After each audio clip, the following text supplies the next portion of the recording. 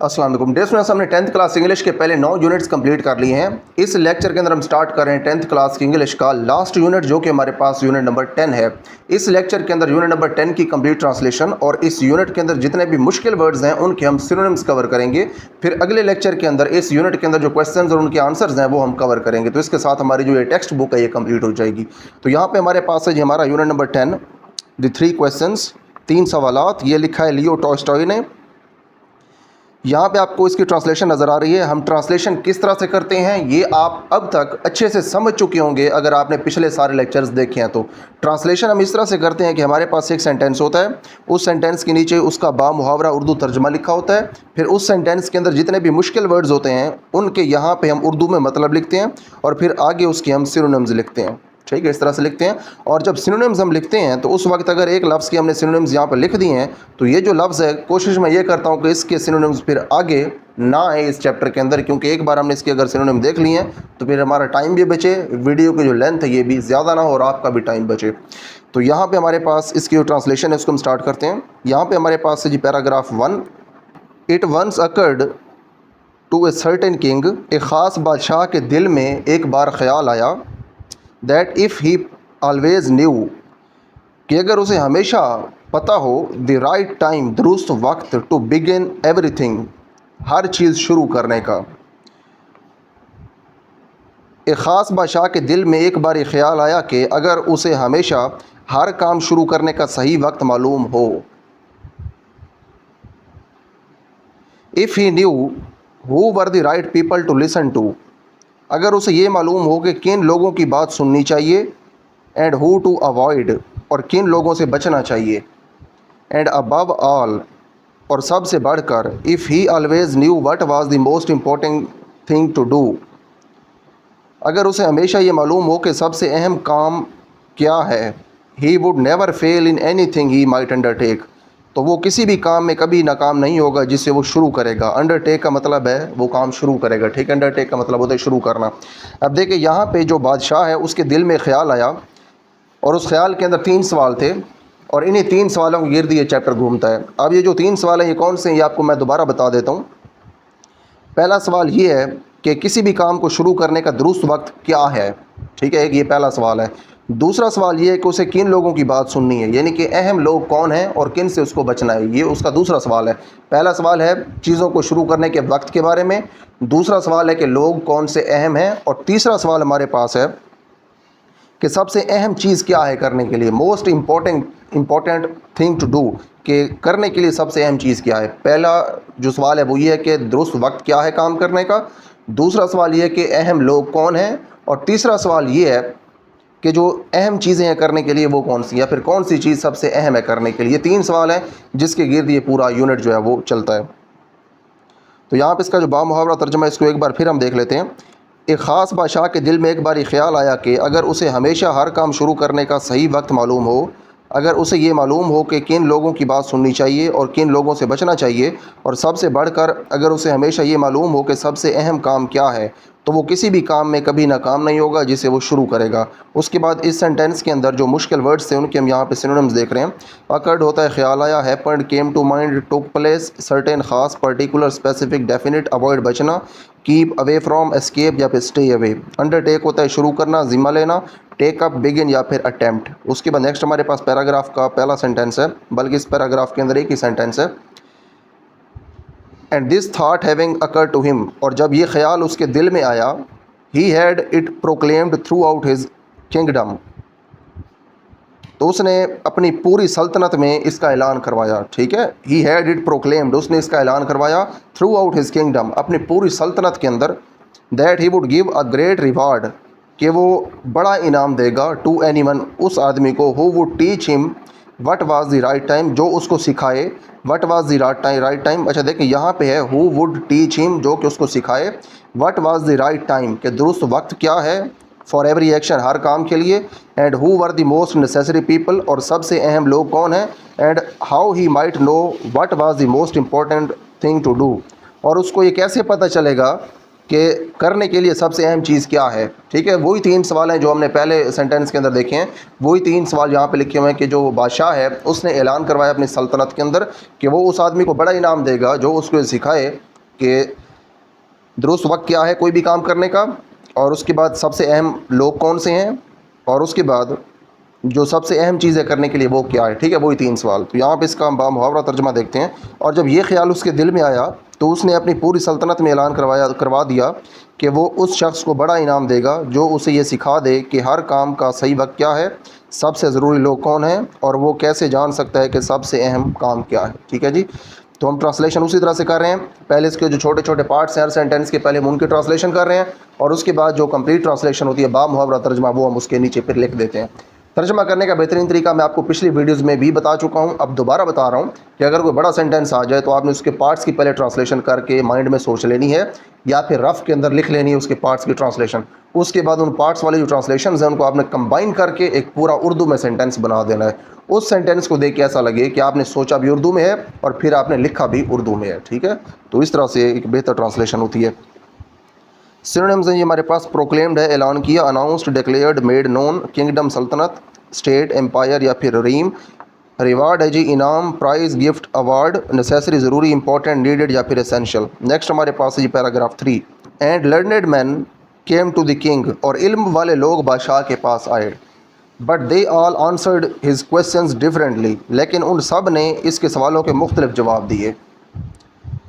Learned man होते हैं इल्म वाले लोग, wise man, scholars, educated man, differently मुख्तलिफ अंदाज में, इन डिफरेंट वेज, सेपरेटली या फिर अनलाइक अदर्स। नेक्स्ट हमारे पास है ये paragraph 4। In reply to the first question, जो पहला उसका सवाल था उसके जवाब में, अब उसका पहला सवाल क्या था, पहला सवाल उसका ये था कि किसी भी काम को शुरू करने का दुरुस्त वक्त क्या है। ठीक है, उसके जवाब में अब क्या कहा किसी ने, some said that to know the right time for every action. किसी ने कहा कि हर काम के लिए दुरुस्त वक्त जानने के लिए one must draw up in advance A table of days, months and years. तो आदमी को एडवांस में यानी कि पहले से ही एक टेबल बनाना पड़ेगा, एक जदवल बनाना चाहिए उसको, दिनों का, महीनों का और सालों का। ठीक है, इन चीज़ों का टेबल बनाएगा और फिर वो क्या करेगा, and must live strictly according to it, और उसके बाद सख्ती से इस टेबल के मुताबिक वो रहे, यानी कि इस टेबल के मुताबिक वो ज़िंदगी गुजारे। यहाँ पे हमारे पास इसकी बामुहावरा ट्रांसलेशन। पहले सवाल के जवाब में कुछ लोगों ने कहा कि हर काम का सही वक्त जानने के लिए इंसान को पहले से दिनों, महीनों और सालों का एक जदवल बना लेना चाहिए, टेबल को उर्दू में जदवल कहते हैं, और इस पर सख्ती से अमल करते हुए ज़िंदगी गुजारनी चाहिए। सिनोनिम्स हैं ये हमारे पास, इन एडवांस पहले से, before hand earlier before time, strictly सख्ती से, firmly carefully exactly. They said in way everything could be done at its proper time. उन्होंने कहा कि इस तरह हर काम अपने मुनासिब वक्त पर किया जा सकता है। ठीक है जी, प्रॉपर है हमारे पास मुनासिब, राइट, सूटेबल या फिर करेक्ट। पैराग्राफ 5 है हमारे पास, अदर्स डिक्लेयर्ड दैट, दूसरों ने कहा कि इट वाज इम्पॉसिबल, ये नामुमकिन है या फिर ये नामुमकिन था, टू डिसाइड बिफोर हैंड, कि पहले से तय करना, the right time for every action, हर काम के लिए दुरुस्त वक्त। तो यहाँ पे ये लिखा हुआ है कि दूसरों ने ये कहा कि हर काम के लिए दुरुस्त वक्त को पहले से तय करना नामुमकिन है, बट दैट, लेकिन, not letting oneself be absorbed in idle pastimes, लेकिन इंसान को फजूल मशगलों में खो जाने से बचना चाहिए। ठीक है, absorbed in idle pass times का मतलब ये है कि फजूल मशगलों में खो जाना।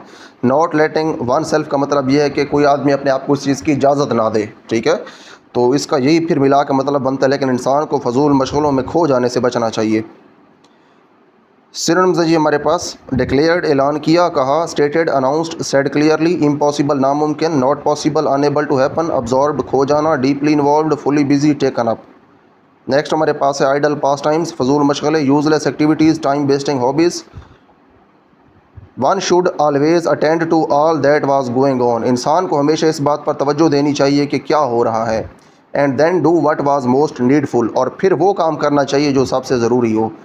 अटेंड टू तवज्जो देना, notice, care for, pay attention to, needful होता है ज़रूरी, रिक्वायर्ड, नीडेड या इंपॉर्टेंट। उसके बाद नेक्स्ट हमारे पास है पैराग्राफ 6। इसका हमारे पास यहाँ पे पहला सेंटेंस है, others again said that however attentive the king might be to what was going on. कुछ दूसरे लोगों ने कहा कि बादशाह हालात पर चाहे जितनी भी तवज्जो दे, it was impossible for one man, ये एक आदमी के लिए नामुमकिन है, to decide correctly the right time for every action, हर काम का सही वक्त दुरुस्त तौर पर तय करना। ठीक है। कुछ दूसरे लोगों ने कहा कि बादशाह हालात पर चाहे जितनी भी तवज्जो दे, फिर भी एक आदमी के लिए हर काम का सही वक्त दुरुस्त तौर पर तय करना नामुमकिन है। सिनोनिम्स हैं जी हमारे पास अटेंटिव तवज्जो देने वाला, केयरफुल, वाचफुल, अलर्ट, करेक्टली दुरुस्त तौर पर, rightly, properly, accurately. He should have a council of wise man, इसके पास दाना लोगों की एक मजलिस होनी चाहिए। Who would help him to fix the proper time for everything, जो हर काम का मुनासिब वक्त मुकर्रर करने में उसकी मदद करे। काउंसिल मजलिस, ग्रुप, कमेटी, बोर्ड, वाइज दाना, इंटेलिजेंट, सेंसिबल या फिर थाटफुल, फिक्स मुकर्रर करना, डिसाइड, सेट या फिर डिटरमिन। पैराग्राफ 7 है हमारे पास। बट देन अगेन, लेकिन फिर,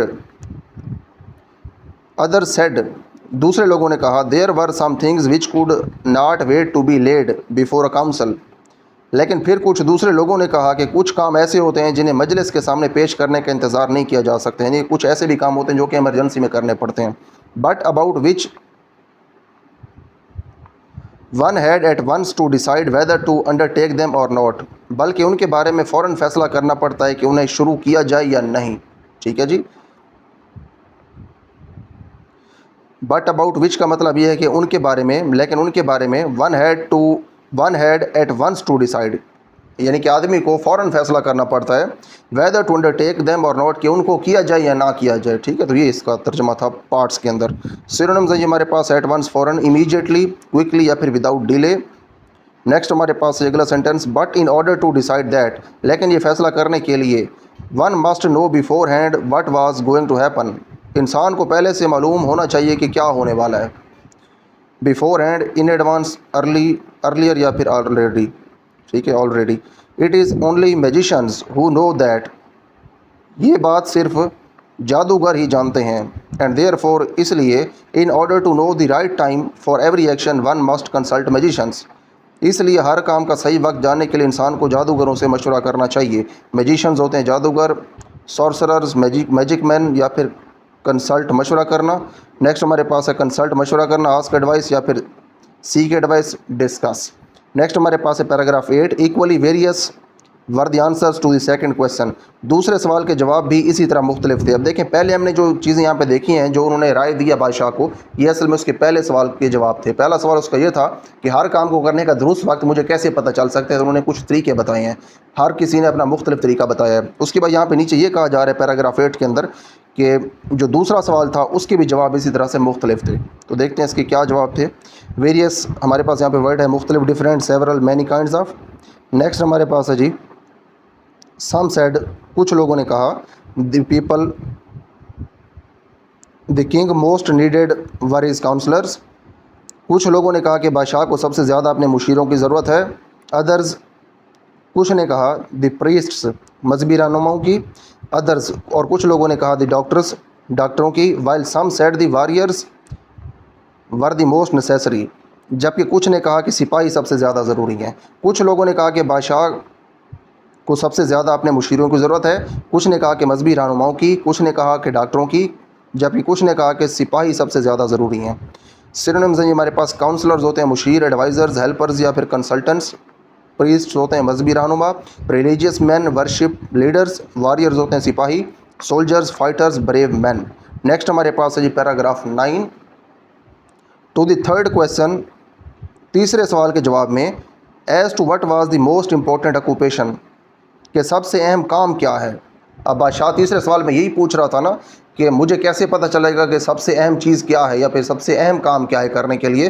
तो यहाँ पे अब वही बात है, as to what was the most important occupation, कि सबसे अहम काम क्या है। Some replied that the most important thing in the world was science, कुछ लोगों ने जवाब दिया कि दुनिया में सबसे अहम चीज़ जो है वो साइंस है।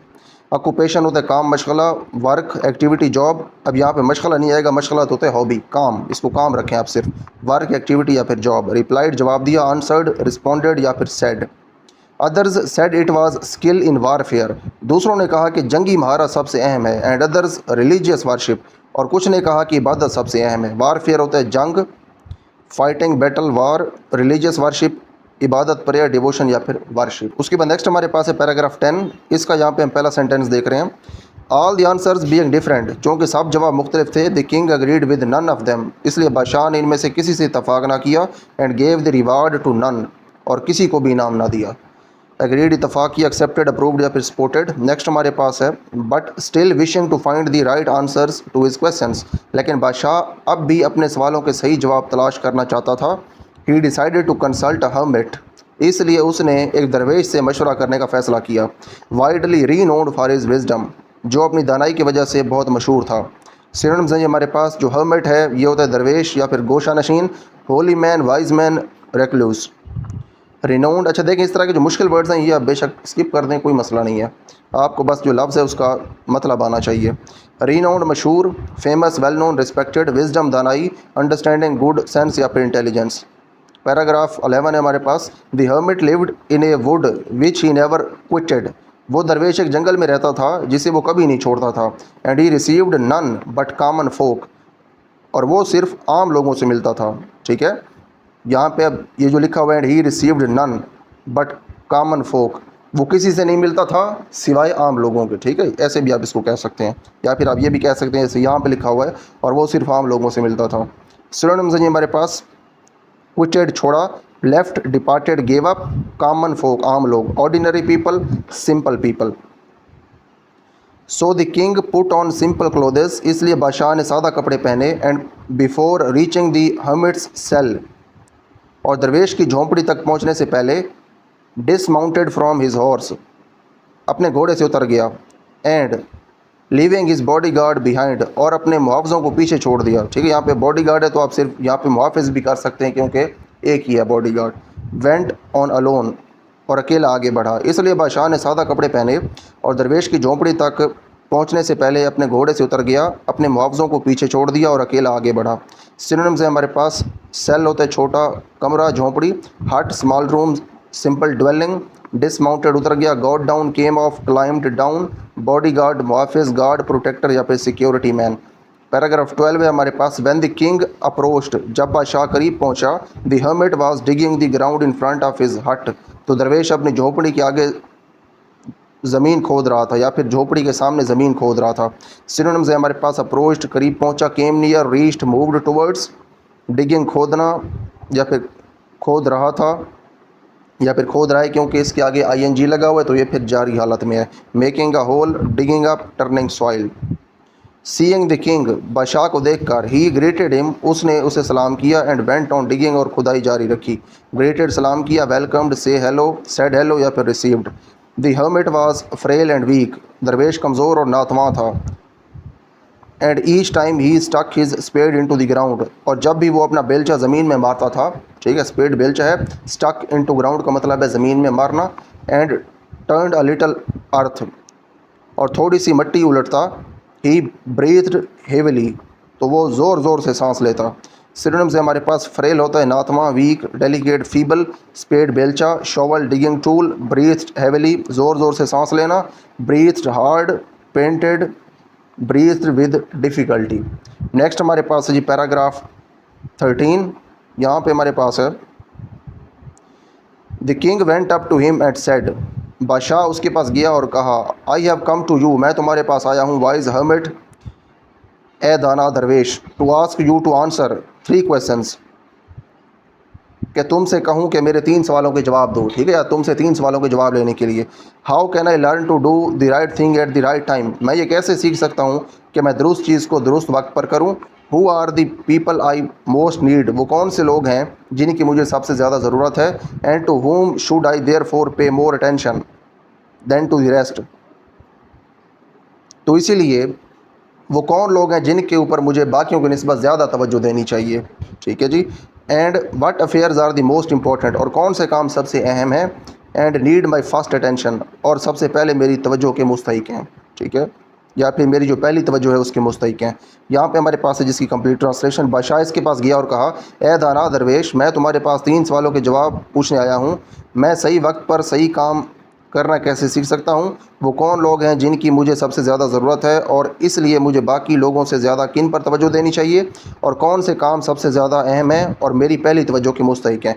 एक करेक्शन आपने करनी है, यहाँ पे जो इन्वर्टेड कॉमास इधर लगे हुए हैं आपने इनको यहाँ पे एंड के ऊपर लगाना है इधर, ठीक है। बस ये करेक्शन करनी है, बाकी ठीक है। सिनोनिम्स है हमारे पास अफेयर्स, काम, मामलात, मैटर्स, टास्क, कंसर्न्स, अटेंशन होती है तवज्जो, केयर, नोटिस या फिर फोकस। पैराग्राफ 14 है हमारे पास, the hermit listened to the king, दरवेश ने बादशाह की बात सुनी बट आंसर्ड नथिंग, लेकिन कोई जवाब ना दिया। He just spat on his hand, इसने सिर्फ अपने हाथ पर थूका। एंड रिकमेंस्ड डिगिंग, और दोबारा खुदाई शुरू कर दी। रिकमेंस्ड है दोबारा शुरू किया, स्टार्टेड अगेन, बिगेन अगेन या फिर रिज्यूम्ड। पैराग्राफ 15 है हमारे पास, you are tired said the king, बादशाह ने कहा तुम थक गए हो। Let me take the spade and work a while for you, मुझे बेलचा दे दो, मैं कुछ देर तुम्हारे लिए काम कर लेता हूँ। ए वाइल का मतलब है कुछ देर, for some time, briefly, a short time. उसके बाद नेक्स्ट हमारे पास है paragraph 16, thanks said the hermit, दरवेश ने कहा शुक्रिया। And giving the spade to the king, और बेलचा बादशाह को दिया, या फिर बेलचा बादशाह को देते हुए, या फिर बेलचा बादशाह को देकर। He sat down on the ground, वो ज़मीन पर बैठ गया। दरवेश ने कहा शुक्रिया, और बेलचा बादशाह को देकर ज़मीन पर बैठ गया। पैराग्राफ 17 है हमारे पास, when he had dug 2 beds, जब बादशाह 2 क्यारियाँ खोद चुका था। The king stopped and repeated his questions, तो वो रुक गया और अपने सवालात दोहराए, ठीक है। बादशाह रुक गया और अपने सवालात दोहराए। जब बादशाह 2 क्यारियाँ खोद चुका तो वो रुक गया और अपने सवालात दोहराए। अब देखें यहाँ पे तो ये लिखा हुआ है when he had dug 2 beds, तो यहाँ पे सिर्फ ये होना चाहिए जब वो 2 क्यारियाँ खोद चुका। उसके बाद यहाँ पे था द किंग स्टॉप्ड, तो यहाँ पे तो लिखा हुआ है तो वो रुक गया, यहाँ पे होना चाहिए था तो बादशाह रुक गया। लेकिन यहाँ पे जब उर्दू ट्रांसलेशन करते हैं हम तो एग्जैक्टली इंग्लिश से उर्दू में आपने कॉपी नहीं करना, आपने बामुहावरा तरीके से लिखना है जिस तरह से उर्दू का फ़िक्रा अच्छा दिखे, ठीक है। तो इस तरह से हमने इसको लिखा है और इसकी तरतीब हमने थोड़ी सी आगे पीछे कर दी है। सिनोनिम्स है हमारे पास, बेड्स होती हैं क्यारियाँ, garden beds, plots, small pieces of ground, repeated दोहराए, said again, asked again, restated. The hermit again gave no answer, दरवेश ने फिर कोई जवाब ना दिया।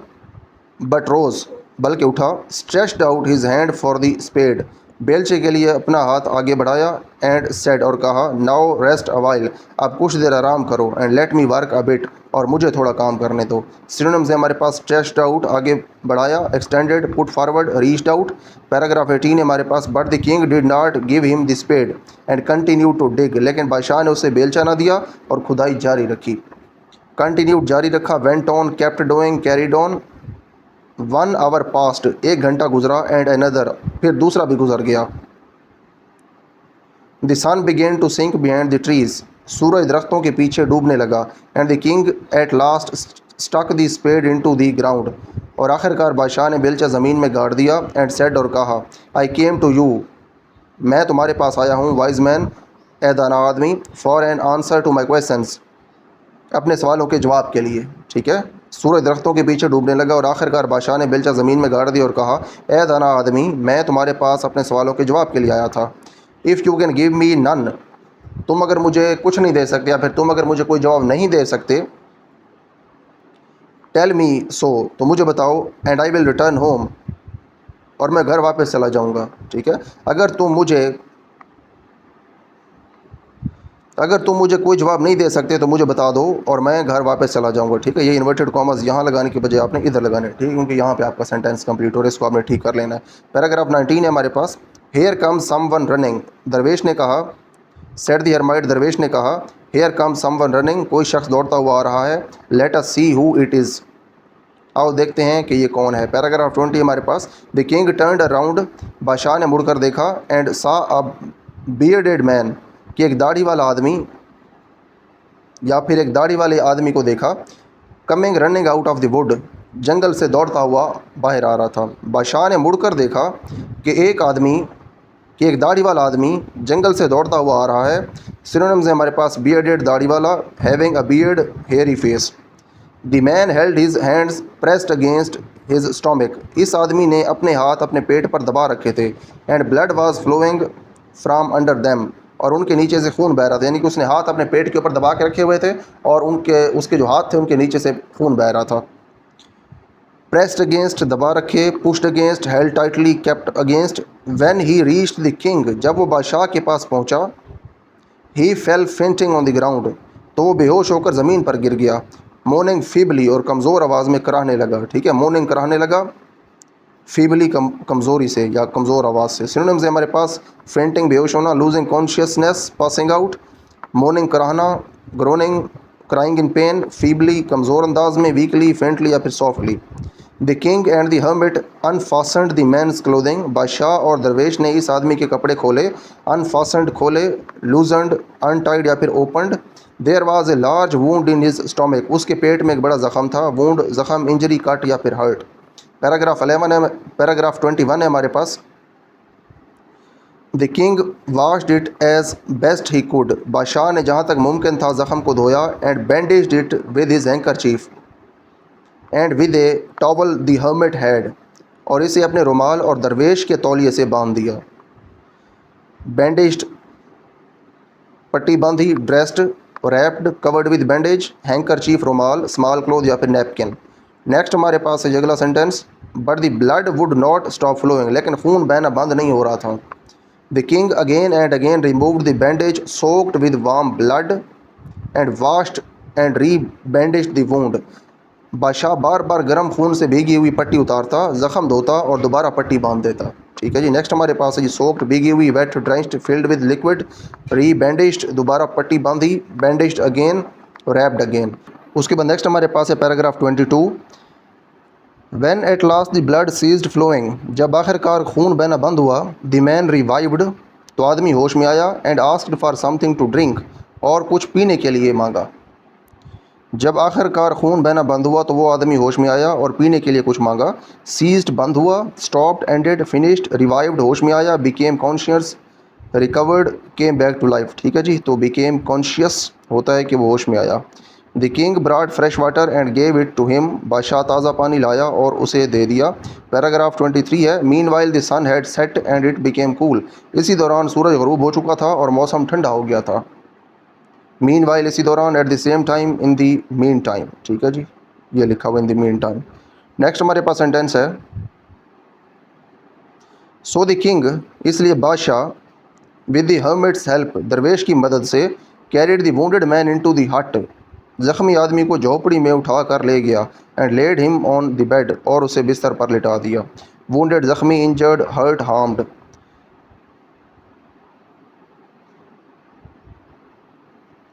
The man closed his eyes and lay quiet, आदमी ने अपनी आंखें बंद कर लीं और खामोशी से लेट गया या फिर खामोश लेट गया। But the king was so tired with his work and with the work he had done, लेकिन बादशाह इतना थका हुआ था अपने चलने की वजह से और जो काम उसने किया था उसकी वजह से, that he crouched down on the threshold, कि वो दहलीज पर सुकड़ कर बैठ गया। ठीक है जी, यहाँ पे लिखा हुआ है सुकड़ कर बैठ गया। यहाँ तक इसके हम ट्रांसलेशन देख लेते हैं। आदमी ने अपनी आंखें बंद कर लीं और खामोशी से लेट गया या फिर खामोश लेट गया, लेकिन बादशाह अपने सफ़र और किए हुए काम से इतना थक चुका था कि वो दहलीज पर सुकड़ कर बैठ गया। एंड आल्सो फेल अस्लीप, और वो वहीं सो गया। So soundly that he slept all through the short summer night, इतनी गहरी नींद सोया कि गर्मियों की पूरी छोटी रात सोता रहा। सिनोनिम्स है हमारे पास, क्राउच डाउन, सुकड़ कर बैठ गया, bent down, set down, lowered himself, threshold होता है दहलीज, डोरवे एंट्रेंस या फिर डोर स्टेप, साउंडली गहरी नींद में, डीपली पीसफुली हैविली। नेक्स्ट हमारे पास है जी हमारा paragraph 24। When he awoke in the morning, जब वो सुबह बेदार हुआ, it was long before he could remember where he was, तो इसे काफ़ी देर बाद याद आया कि वो कहाँ है। ठीक है जी। या फिर आप ऐसे भी कह सकते हैं, इट वाज लॉन्ग बिफोर, यानी कि बहुत ज़्यादा टाइम गुजर चुका था इससे पहले कि he could remember where he was, कि वो ये याद कर सकता कि वो कहाँ था। आप इसको ऐसे भी कह सकते हैं कि उसे काफ़ी देर बाद याद आया कि वो कहाँ है। और who was the strange bearded man lying on the bed, और वो बिस्तर पर लेटा हुआ अजीब दाढ़ी वाला आदमी कौन है। And gazed intently at him with shining eyes, जो चमकती हुई आंखों से उसे गौर से देख रहा है। ठीक है जी। नेक्स्ट हमारे पास हैं सिनोनिम्स, अवोक बेदार हुआ, woke up, got up, gazing intently गौर से देखना, looking carefully, staring deeply, watching closely. Next हमारे पास है ये हमारा पैराग्राफ 25, इसको हम देखते हैं। फॉर गिव मी, मुझे माफ़ कर दो, said the bearded man in a week voice, दाढ़ी वाले आदमी ने कमज़ोर आवाज़ में कहा। When he saw that the king was awake, जब उसने ये देखा कि बादशाह जाग चुका है, and was looking at him, और उसके ऊपर देख रहा है। या फिर उसकी तरफ देख रहा है। जब दाढ़ी वाले आदमी ने देखा कि बादशाह जाग चुका है और उसे देख रहा है, तो उसने कमज़ोर आवाज़ में कहा मुझे माफ़ कर दो। ठीक है, अगेन ये इन्वर्टेड कॉमर्स यहाँ पे लगाने जहाँ पे सेंटेंस ख़त्म हो। ठीक है, अब आगे जहाँ भी इन्वर्टेड कॉमर्स आपको यहाँ पे नज़र आए, आपने उनको जब लिखना है तो यहाँ पे लगाना है, जब शुरू हो तब लगाना है और जब एंड हो तब लगाना है। ठीक है, आपने इसकी जगह ठीक कर लेनी है। सिनोनिम्स है हमारे पास फॉरगिव माफ़ करना, pardon, excuse, show mercy. Paragraph 26, I do not know you and have nothing to forgive you for, said the king. बादशाह ने कहा मैं तुम्हें जानता ही नहीं और मेरे पास तुम्हें मुआफ़ करने के लिए कुछ भी नहीं। Paragraph 27, you do not know me, तुम मुझे नहीं जानते, बट आई नो यू, लेकिन मैं तुम्हें जानता हूँ। I am that enemy of yours who swore to revenge himself on you, मैं तुम्हारा वही दुश्मन हूँ जिसने तुमसे बदला लेने की कसम खाई थी। Because you executed his brother, क्योंकि तुमने उसके भाई को सज़ाए मौत दी थी। एंड सीज्ड हिज प्रॉपर्टी, और उसकी जायदाद जब्त कर ली थी। मैं तुम्हारा वही दुश्मन हूँ जिसने तुमसे बदला लेने की कसम खाई थी, क्योंकि तुमने उसके भाई को सज़ाए मौत दी थी और उसकी जायदाद जब्त कर ली थी। एनिमी होता है दुश्मन, फो अपोनेंट राइवल। स्वोर कसम खाई, promised strongly, took an oath revenge बदला, रिटेलिएशन पे बैक, एग्जीक्यूटेड सज़ाए मौत दी, put to death killed by law. Seized होता है जब्त किया, took by force capture, took control of property जायदाद, belongings possessions land. I knew you had gone alone to see the hermit, मुझे मालूम था कि तुम दरवेश से मिलने अकेले गए हो। And I resolve to kill you, और मैंने तुम्हें मारने का इरादा किया। ऑन योर वे बैक, तुम्हारे वापसी के रास्ते पर। मुझे मालूम था कि तुम दरवेश से मिलने अकेले गए हो और मैंने इरादा किया था कि वापसी के रास्ते मैं तुम्हें कत्ल कर दूंगा। सिनोनिम्स है हमारे पास रिजॉल्व्ड, पक्का इरादा किया, decided, determined, made up my mind. But the day past and you did not return, लेकिन दिन गुजर गया और तुम वापस ना आए। अब देखें, जो बादशाह था वो तो क्योंकि दरवेश का काम कर रहा था इसलिए वो वापस नहीं किया, और जो आदमी उसको मारने के लिए आया हुआ था वो उसको मार नहीं सका। सो इसलिए I came out from my ambush to find you, मैं तुम्हें ढूंढने के लिए अपनी घात की जगह से निकला, यानी कि जहाँ उसने घात लगाई हुई थी वहाँ से वो निकला। And I came upon your bodyguard, और तुम्हारे मुहावजों से जा मिला। एंड दे रिकोगनाइज्ड मी, उन्होंने मुझे पहचान लिया। एंड वुंडेड मी, और ज़ख्मी कर दिया। इसलिए मैं तुम्हें ढूंढने के लिए अपनी घात की जगह से निकला और तुम्हारे मुआवजों से जा मिला, उन्होंने मुझे पहचान लिया और ज़ख्मी कर दिया। एम्बुश घात, hiding place trap, secret attack, recognised पहचाना, आइडेंटिफाइड न्यू या फिर रिमेंबर्ड। नेक्स्ट हमारे पास है आई एस्केप्ड फ्रॉम देम, मैं उनसे बच निकला। But should have bled to death, लेकिन खून बहने से मर जाता। Had you not dressed my wound, अगर तुमने मेरे ज़ख़म पर पट्टी ना की होती। मैं इनसे बच निकला, लेकिन अगर तुम मेरे ज़ख़म पर पट्टी ना की होती तुमने, तो मैं खून बहने से मर जाता। सिनोनिम्स से हमारे पास एस्केप्ड, बच निकला, got away, ran away, fled, bled to death, खून बहने से मर जाना, died from bleeding, dressed my wound, bandaged my wound, treated my injury. I wished to kill you, मैं तुम्हें कत्ल करना चाहता था। And you have saved my life, और तुमने मेरी जान बचाई है। नाउ इफ़ आई लिव, अब अगर मैं ज़िंदा रहा। And if you wish it, और अगर तुम चाहो। I will serve you as your most faithful slave, तो मैं तुम्हारे सबसे वफादार ग़ुलाम की तरह खिदमत करूँगा। And will bid my sons do the same, और अपने बेटों को भी यही हुक्म दूँगा। फेथफुल, वफादार, loyal, true, devoted. For give me, मुझे मुआफ़ कर दो। अगेन इन्वर्टेड कॉमर्स यहाँ पे नहीं आने, वो इधर आने। ठीक है, जहाँ पे ख़त्म हो रहा है सेंटेंस। पैराग्राफ 28 है हमारे पास।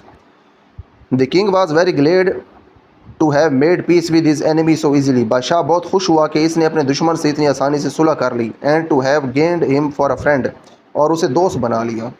सिनोनिम्स हमारे पास मेड पीस, सुलह कर ली, ended fight, became friendly, reconciled, gained हासिल किया, गॉट वन रिसीव्ड।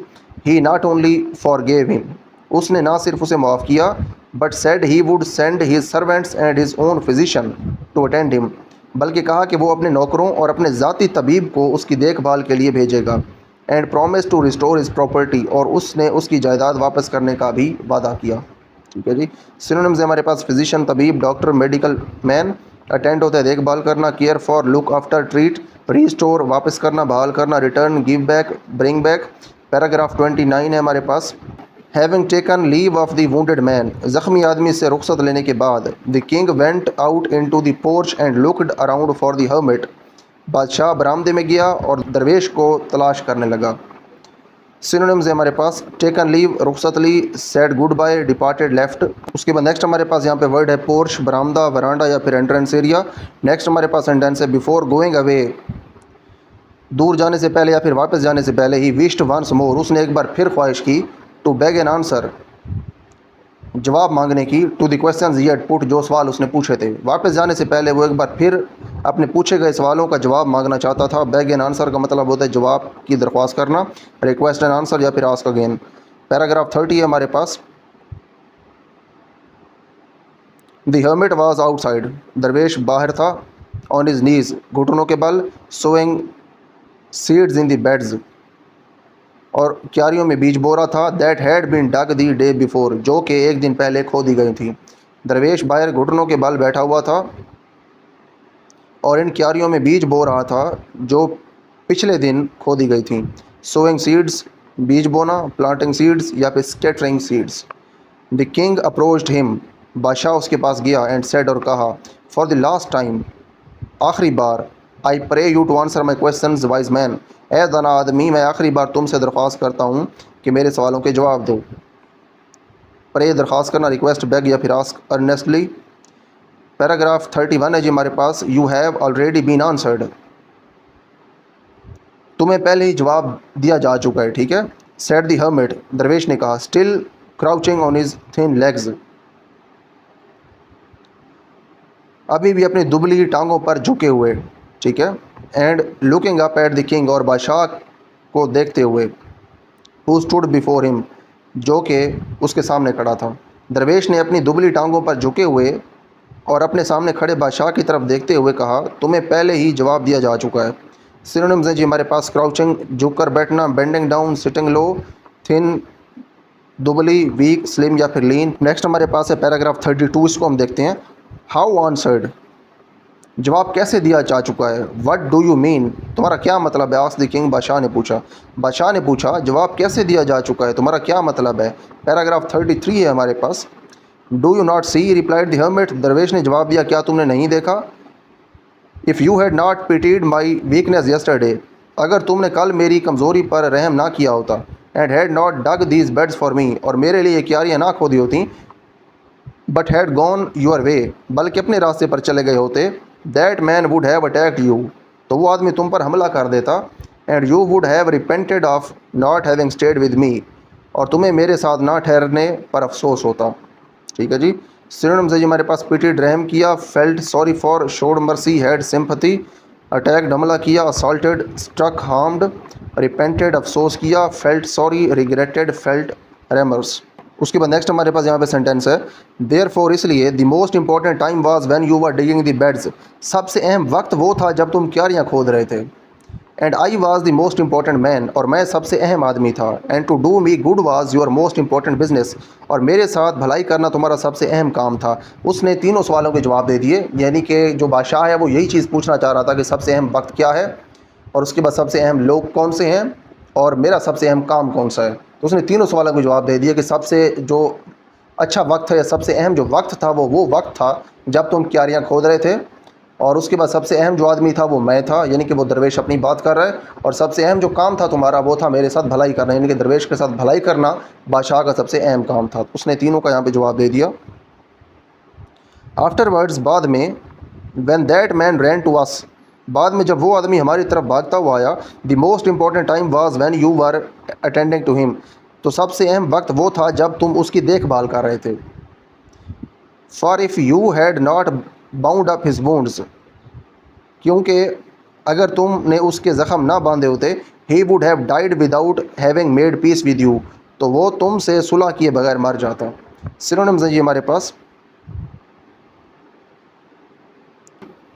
आफ्टरवर्ड्स होते हैं बाद में, later, after that, subsequently, bound up, ज़ख़म बांधे, बैंडेज्ड, रैप्ड या फिर dressed.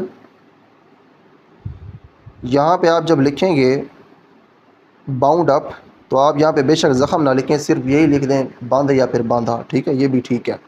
So he was the most important man, इसलिए वो सबसे अहम आदमी था।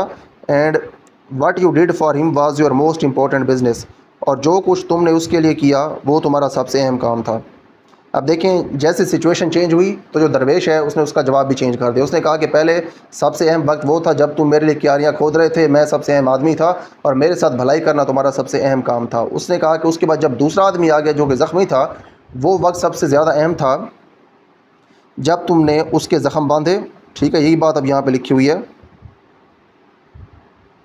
हाँ जी, ये जब तुमने उसके ज़ख्म बांधे ये सबसे अहम वक्त था। और उसके बाद सबसे अहम आदमी जो है ये वही आदमी था जिसके तुम ज़ख्म बांध रहे थे। और उसके बाद सबसे अहम काम जो है वो था जो कि तुम उसके साथ कर रहे थे। ठीक है, तो ये यहाँ पे उसने अपने जो जवाब हैं वो उसने एडजस्ट करके बताए सिचुएशन टू सिचुएशन। उसके बाद नेक्स्ट हमारे पास है पैराग्राफ 34। रिमेंबर देन, बस याद रखो, there is only one time that is important now, सिर्फ एक ही वक्त अहम है अभी, यानी कि जो इस वक्त चल रहा है, मौजूदा वक्त, यही वक्त सबसे अहम है। It is the most important time because it is the only time when we have any power, ये सबसे अहम वक्त है क्योंकि यही वाहिद वक्त है जब हमारे पास कोई ताकत होती है। ठीक है, अब तीनों जो उसके जवाब हैं तीनों को वो एक्सप्लेन कर रहे हैं। वक्त वाला जो उसका जवाब है उसको वो पहले एक्सप्लेन कर रहे हैं, उसके बाद अब वो एक्सप्लेन करेगा अहम लोगों को। The most necessary person is the one with whom you are, सबसे ज़रूरी शख्स वो है जो इस वक्त तुम्हारे साथ है या फिर तुम जिसके साथ इस वक्त हो। For no man knows whether he will ever have dealings with anyone else, क्योंकि कोई इंसान नहीं जानता कि उसे किसी और के साथ दोबारा वास्ता पड़ेगा या नहीं। ठीक है जी, डीलिंग्स होता है वास्ता, ताल्लुक, रिलेशंस, कनेक्शन या फिर कॉन्टैक्ट। नेक्स्ट हमारे पास है अगला सेंटेंस जो कि हमारा आखिरी सेंटेंस है इस यूनिट का। And the most important affair is to do him good, और सबसे अहम काम उसके साथ भलाई करना है। ठीक है जी, डू हिम गुड का मतलब है उसके साथ भलाई करना। Because for that purpose alone was the man sent into this life, क्योंकि इंसान को इसी मकसद के लिए इस ज़िंदगी में भेजा गया है। ठीक है, तो उसने उसके सवालों के जवाब दे दिए। नेक्स्ट हमारे पास है सिनोनिम्स, पर्पज़, मकसद, एम, रीज़न या फिर गोल। तो यहाँ पे हमारे पास हमारा जो यूनिट नंबर 10 है ये हमारा लास्ट यूनिट था हमारी 10th क्लास इंग्लिश की टेक्स्ट बुक का। इस यूनिट के जितने भी मुश्किल वर्ड्स थे उनके हमने यहाँ पे सिनोनिम्स भी देख लिए और यहाँ पे इस यूनिट की हमने कंप्लीट ट्रांसलेशन भी देख ली है। तो यहाँ पे हमारे पास हमारा ये लेक्चर कंप्लीट हो गया है। उसके बाद नेक्स्ट हमारे पास इस यूनिट के एक्सरसाइज में जो सवाल हैं उनके भी जवाब यहाँ पे हमारे पास लिखे हुए हैं बहुत आसान इंग्लिश के अंदर, और हमारे पास इस यूनिट के अंदर जो सवाल थे बॉक्स वाले उनके भी यहाँ पे हमारे पास जवाब लिखे हुए हैं बहुत आसान तरीके से। तो यहाँ पे हमारे पास ये जो क्वेश्चंस और आंसर्स हैं इनको इंशाल्लाह हम कवर करेंगे अपने अगले लेक्चर के अंदर।